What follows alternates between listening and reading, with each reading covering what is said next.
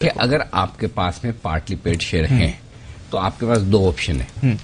या तो ये इन पार्टली पेड शेयर को बाजार में बेच दो, ठीक है। अगर बाजार में नहीं बेचते तो 15 मार्च के पहले पहले आपको देने हैं 461 रुपए कंपनी को जी, ठीक है। आपने पार्टली पेड शेयर अगर आपके पास पहले टाटा स्टील के शेयर थे और हर 25 शेयर पे 2 शेयर मिले, उस हिसाब से आपको पार्टली पेड शेयर मिले तो आपने 154 रुपए पहले दिए थे।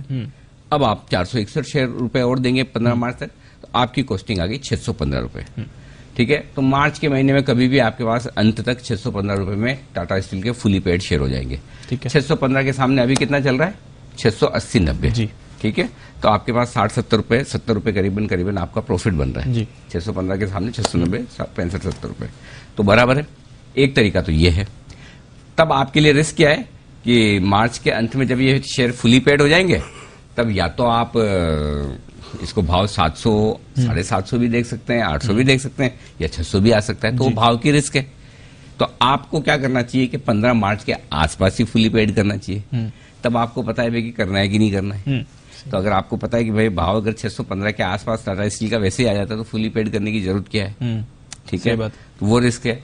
अगर आपको वो रिस्क नहीं लेनी तो फिर दूसरा ऑप्शन है। दूसरा ऑप्शन ये कि आपने दिए तो 154 रुपए ही है। जब 154 रुपए दिए और 154 रुपए में ये आज के 40 रुपए जो गिरे वो और गिन लो तो कल का भाव कितना था आपका? 265 रुपए।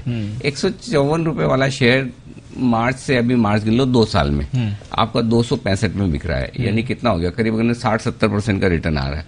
बढ़िया है ना। टाटा स्टील के शेयर खरीद के 60-70% का रिटर्न नहीं मिलता जितना पार्टली पेड में बन गया, तो फिर प्रॉफिट ले लो, क्योंकि 70 रुपए का प्रॉफिट तो ऐसे से क्लियर कट दिख रहा है, इसलिए सेलिंग हो रही है। तो मेरा ये मानना है कि जिनके पास टाटा स्टील के पार्टली पेड शेयर हैं उन्हें अभी अपनी जो बची हुई अमाउंट है 461 रुपए की वो अभी पे नहीं करनी चाहिए। नहीं करनी चाहिए। ध्यान से अभी मत करिए। ये आपको करनी है डेट के नजदीक जाकर। जब ये पार्टली पेड शेयर की डेट क्या 15 मार्च की लास्ट डेट या अभी आएगी डेट? 1 मार्च से 15 मार्च के बीच में करना है। 19 फरवरी को रिकॉर्ड डेट है। 19 फरवरी को, यानी कि अगर 19 फरवरी को आप शेयर होल्डर हैं तो फिर आपको बाद में देना पड़ेगा। नहीं देंगे तो आपका फोरफिट हो जाएगा। वो फोरफिट हो जाएगा। फिर तो आपके 154 भी गए। तो आपको अब से लेकर 19 मार्च तक ये डिसाइड करना है कि भाई मुझे शेयर चाहिए कि नहीं चाहिए। तो 17 मार्च मेरे ख्याल से ट्रेडिंग की लास्ट डेट होनी चाहिए फिर इसकी। हाँ, 17 मार्च के बाद तो फिर मेरे ख्याल से स्टॉक एक्स हो जाएगा। हाँ, मेरे ख्याल 15 मार्च तक आपको पैसे देने, तो हाँ तब तक होनी चाहिए। आइडिया तब तक होनी चाहिए। तो अगले 2-3 दिन देख लीजिए। अगले 2-3 दिन में आपका टाटा स्टील का दाम और पार्टली पेड शेयर का दाम देख लीजिए। अभी भी आप 154 के सामने 225 रुपए का दाम देख रहे हैं, तो मुनाफे में अभी भी हैं। तो चाहे तो आप यहाँ बेच दें, और अगर आपको लगता है वापस टाटा स्टील बढ़कर 750 हो जाता है तो आप यहाँ पर अपनी भर दीजिए ये 461 रुपए और शेयर ले लीजिए, कोई दिक्कत नहीं। तो अगले 2-3 दिन हम भी नजर रखेंगे, आप भी रखिएगा। तो पार्टली पेड शेयर में चूंकि आज 15% गिरा इसलिए है कि मुनाफा हो रहा है। 154 के सामने अगर 265 कल का भाव था जी, क्योंकि ये तो अब आपको मन में सवाल ये आ सकता है कि पहले क्यों नहीं गिरा, आज ही क्यों गिरा? डेट आ गई। डेट आने की वजह से। अब जब डेट आ गई तो आपको पता ही कब तक देना। हाँ, क्योंकि वो जो आर्बिट्राज चलता है ना भाव का डिफरेंस, वो डेट नहीं होती तब तक चलता रहता है। जिस दिन डेट आ गई उस दिन फिर आपके पास में पता है कि अब आपको क्या करना है। ये आपके लिए ये टाटा स्टील के पार्टली पेड शेयर का पूरा गेम है। इंटरेस्टिंग है सर। बहुत इंटरेस्टिंग। हाँ, इसको रिसर्च करने में उनको भी काफी टाइम लगा। हमने कहा म्यूजियम में हम 4-5 ने मिलकर काफी डिस्कशन भी किया कि कैसे होना चाहिए, कैसे नहीं होना चाहिए। और अब ये सबसे बढ़िया चीज है कि हमने इसका फॉर्मूला ढूंढ लिया। तो अब जब भी इस तरह से जिस रिलायंस के भी पार्टली पेड शेयर की डेट आएगी तब हम आपको पहले एडवांस में बता देंगे। हमारी कैलकुलेशन अब तैयार है। तो क्या होता है कि रिसर्च करते करते बहुत सारी चीजें सीखने को मिलती है। आज हमें भी ये नई चीज सीखने को मिली कि क्यों स्टॉक गिरा, तो हमारे एकदम कान खड़े हो भाई, ऐसा क्या हो गया, गिरा क्यों है। तो ये है गेम पूरा टाटा स्टील के पार्टली पेड। एक इंटरेस्टिंग चीज है, nothing to do with this calculation. इसका अपर सर्किट 10% का है और लोअर सर्किट 15%। हाँ ऐसा है। काहे? अभी एक पता नहीं, ये फाइंड आउट हम करने की कोशिश कर रहे हैं सर। ये देखो रिसर्च करते क्या क्या पता है, ऐसा कैसे हो सकता है? सर्किट तो दोनों तरफ एक ही होना चाहिए भाई। और एक्सचेंज पे भी लिखा हुआ है, ऐसा नहीं कि एक्सचेंज पे लिखा हुआ है, बीएसई पे है 10% अपर बैंड, लोअर बैंड 15%। आप 15% कहाँ देखते हैं? सर्किट कहीं पे दिखता ही नहीं, पर ये 15% नीचे है इस समय। ये पता नहीं कहाँ से। तो हमने पहली बार ही सुना भाई ऐसा कि सर्किट ऊपर में अलग नीचे में अलग। हो ये तो ऐसा है, मतलब शेयर मार्केट में आपको लगता है कि मैंने पीएचडी करके डॉक्टरेट कर लिया, फिर पता चला अपना नर्सरी के स्टूडेंट है। वैसा हाल है, रोज कुछ न कुछ नया नया सीखने को मिलता है, हम भी सीख रहे हैं। चलिए, लेकिन इस बीच टाटा स्टील को लेकर एक अच्छी खबर आती दिख रही है, पोर्ट टैलबोट पर बातचीत जारी है। ओके, ये यूके का जो इनका कारोबार है उसको बेचने को लेकर जो है वो कई सारे विकल्पों पर विचार कर रहे हैं। ये खबर अच्छी खबर है, चलो रिलीफ वाली खबर है। कब बिकेगा, कैसे बिकेगा, कितने में बिकेगा, ये अलग बात है, लेकिन ब्रिटेन की सरकार के साथ टाटा स्टील की बातचीत जारी है। एक टाटा स्टील के शेयर पर राय ली जाए आशु सर बताएं।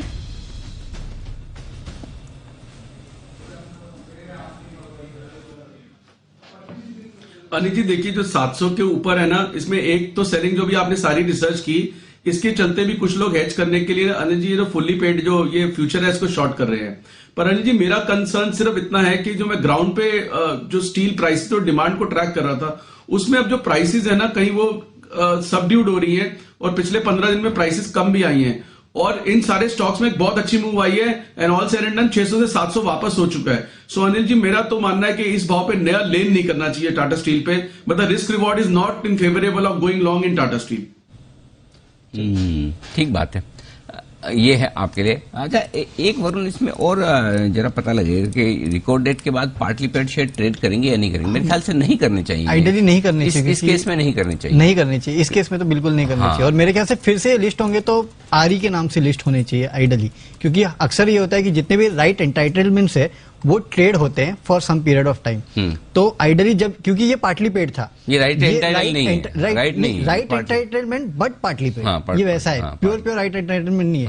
तो आइडियली होना ये चाहिए कि आपके 15 मार्च के बाद इसको ट्रेड होना चाहिए एज अ राइट एंटाइटलमेंट। देखते हैं हम इसके ऊपर और क्लैरिटी लाएंगे और आपको 19 तारीख के पहले ही बता देंगे कि आगे ये ट्रेड होने वाला है या नहीं होने वाला है, और एज अ पार्टली पेड होगा या राइट एंटाइटलमेंट होगा, ये आपको बताएंगे। ओके, टाटा स्टील का एक पार्टली पेड शेयर है और वो है आज कमजोर 10% नीचे, और टाटा स्टील भी 2% नीचे अच्छे नतीजों के बावजूद।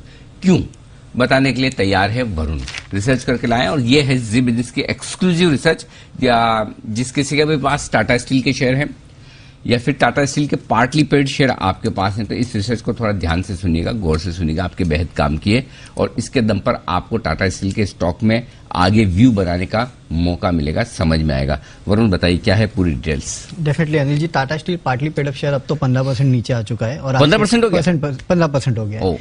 और अब इसकी वजह क्या है, तो देखिए, अगर आपके पास कोई स्टॉक है जो कि आज, या फिर कोई चीज है जो कि आज आपके पास 100 रुपए के आसपास के दाम पे है, और मैं आपको बोलूं कि आप 10 दिन रुक जाइए, मैं आपको यही चीज 50 रुपए में दूंगा, तो जाहिर सी बात है आप उसको बेचोगे। और Tata steel partly paid up shares में भी यही हुआ है। जैसे देखिए 2018 में टाटा स्टील ने ये जो पार्टली पेड अप शेयर्स है वो इशू किए थे। हर 25 शेयर पे आपके पास टाटा स्टील के अगर थे तो 2 टाटा स्टील के पार्टली पेड अप शेयर के लिए आपके पास राइट्स एंटाइटलमेंट था। अब जब दिए गए थे तब ये राइट इशू का शेयर का जो दाम तय किया गया था 615 रुपए का तय किया गया था। ठीक है, तभी आपको 25% का अपफ्रंट पेमेंट करना था, यानी कि 154 रुपीज का आपको अपफ्रंट पेमेंट करना था, और आप ये टाटा स्टील के जो पार्टी पेड अप शेयर्स है वो ले सकते थे। लोगों ने वो लिए, उसके बाद इसमें शुरू हो गई ट्रेडिंग। तो जैसे जैसे टाटा स्टील का दाम बढ़ा वैसे वैसे इस कंपनी के पार्टी पेड अप शेयर्स का भी दाम बढ़ा। लेकिन जो फाइनल कॉल करना था कंपनी को, टाटा स्टील को, अपने पार्टी पेड अप शेयर्स के, उसकी डेट अभी तक आई नहीं थी, फाइनल हुई नहीं थी।